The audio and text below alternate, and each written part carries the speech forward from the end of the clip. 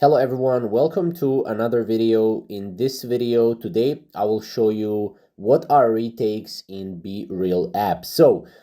Basically when someone retakes or when you see a retake, that is basically the number of times that person has retaken that certain BeReal along with the count of comments, real emojis, and BeReal that BeReal has received, right?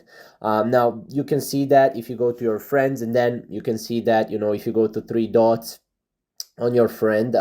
Now keep in mind, in order to see how many retakes someone has done, you need to have at least 10 friends, right? So at least 10 friends, and then you'll be able to see the number of times that person has taken that certain BeReal, which is retake, right?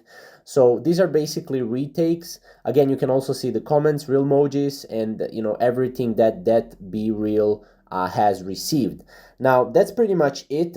If you have any more questions around BeReal, then make sure to visit our channel. We post every single day 5 videos around BeReal. So yeah, thank you guys for watching. We'll see you in the next video.